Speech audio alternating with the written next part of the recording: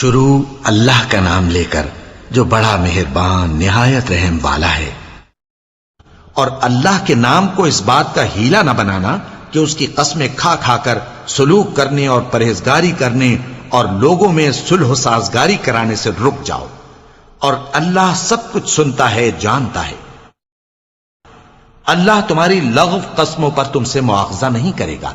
لیکن جو قسمیں تم قصد دلی سے کھاؤ گے ان پر مواخذہ کرے گا، اور اللہ بخشنے والا ہے، بردبار ہے۔ جو لوگ اپنی عورتوں کے پاس جانے کی قسم کھا لیں ان کو 4 مہینے تک انتظار کرنا چاہیے۔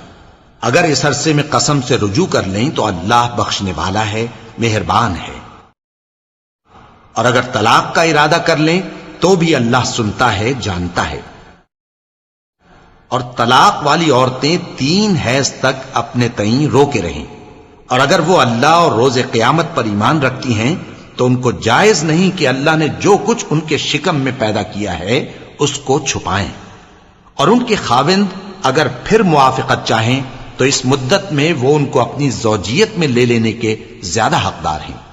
اور عورتوں کا حق مردوں پر ویسا ہی ہے جیسے دستور کے مطابق مردوں کا حق عورتوں پر ہے، البتہ مردوں کو عورتوں پر 1 درجہ فضیلت ہے،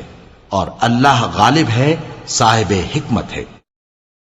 طلاق صرف 2 بار ہے، یعنی جب 2 دفعہ طلاق دے دی جائے تو پھر عورتوں کو یا تو بطریق شائستہ نکاح میں رہنے دینا ہے یا بھلائی کے ساتھ چھوڑ دینا۔ اور یہ جائز نہیں کہ جو مہر تم ان کو دے چکے ہو اس میں سے کچھ واپس لے لو۔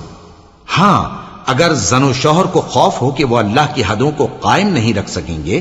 تو اگر عورت خاوند کے ہاتھ سے رہائی پانے کے بدلے میں کچھ دے ڈالے تو دونوں پر کچھ گناہ نہیں۔ یہ اللہ کی مقرر کی ہوئی حدیں ہیں، ان سے باہر نہ نکلنا، اور جو لوگ اللہ کی حدوں سے باہر نکل جائیں گے وہ گناہگار ہوں گے۔ پھر اگر شوہر 2 طلاقوں کے بعد تیسری طلاق عورت کو دے دے تو اس کے بعد جب تک عورت کسی دوسرے شخص سے نکاح نہ کر لے اس پہلے شوہر پر حلال نہ ہوگی۔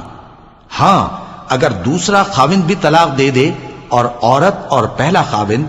پھر ایک دوسرے کی طرف رجوع کر لیں تو ان پر کچھ گناہ نہیں، بشرطے کہ دونوں یقین کریں کہ اللہ کی حدوں کو قائم رکھ سکیں گے، اور یہ اللہ کی حدیں ہیں، ان کو وہ ان لوگوں کے لیے بیان فرماتا ہے جو علم رکھتے ہیں۔ اور جب تم عورتوں کو 2 دفعہ طلاق دے چکو اور ان کی عدت پوری ہو جائے تو انہیں یا تو حسن سلوک سے نکاح میں رہنے دو یا بطریق شائستہ رخصت کر دو، اور اس نیت سے ان کو نکاح میں نہ رہنے دینا چاہیے کہ انہیں تکلیف دو اور ان پر زیادتی کرو، اور جو ایسا کرے گا وہ اپنا ہی نقصان کرے گا۔ اور اللہ کے احکام کو ہنسی اور کھیل نہ بناؤ، اور اللہ نے تم کو جو نعمتیں بخشی ہیں اور تم پر جو کتاب اور دانائی کی باتیں نازل کی ہیں جن سے وہ تمہیں نصیحت فرماتا ہے ان کو یاد کرو، اور اللہ سے ڈرتے رہو، اور جان رکھو کہ اللہ ہر چیز سے واقف ہے۔ اور جب تم عورتوں کو طلاق دے چکو اور ان کی عدت پوری ہو جائے تو ان کو اپنے شوہروں کے ساتھ جب وہ آپس میں جائز طور پر راضی ہو جائیں نکاح کرنے سے مت روکو۔ اس حکم سے اس شخص کو نصیحت کی جاتی ہے جو تم میں اللہ اور روز آخر پر یقین رکھتا ہے۔ یہ تمہارے لیے نہایت خوب اور بہت پاکیزگی کی بات ہے، اور اللہ جانتا ہے اور تم نہیں جانتے۔ اور مائیں اپنے بچوں کو پورے 2 سال دودھ پلائیں، یہ حکم اس شخص کے لیے ہے جو پوری مدت تک دودھ پلوانا چاہے، اور دودھ پلانے والی ماؤں کا کھانا اور کپڑا دستور کے مطابق باپ کے ذمے ہوگا۔ کسی شخص کو اس کی طاقت سے زیادہ تکلیف نہیں دی جاتی، تو یاد رکھو کہ نہ تو ماں کو اس کے بچے کے سبب نقصان پہنچایا جائے اور نہ باپ کو اس کی اولاد کی وجہ سے نقصان پہنچایا جائے، اور اسی طرح نان و نفقہ بچے کے وارث کے ذمے ہے۔ اور اگر دونوں یعنی ماں باپ آپس کی رضامندی اور صلاح سے بچے کا دودھ چھڑانا چاہیں تو ان پر کچھ گناہ نہیں، اور اگر تم اپنی اولاد کو دودھ پلوانا چاہو تو تم پر کچھ گناہ نہیں، بشرطے کہ تم دودھ پلانے والیوں کو دستور کے مطابق ان کا حق جو تم نے دینا کیا تھا دے دو، اور اللہ سے ڈرتے رہو، اور جان رکھو کہ جو کچھ تم کرتے ہو اللہ اس کو دیکھ رہا ہے۔ اور جو لوگ تم میں سے مر جائیں اور عورتیں چھوڑ جائیں تو وہ عورتیں 4 مہینے اور 10 دن اپنے آپ کو روکے رہیں، اور جب یہ عدت پوری کر چکیں اور اپنے حق میں پسندیدہ کام یعنی نکاح کر لیں تو تم پر کچھ گناہ نہیں، اور اللہ تمہارے سب کاموں سے واقف ہے۔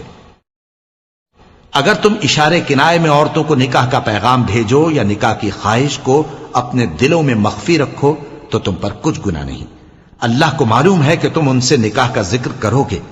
مگر ایام عدت میں اس کے سوا کے دستور کے مطابق کوئی بات کہہ دو، پوشیدہ طور پر ان سے قول و قرار نہ کرنا،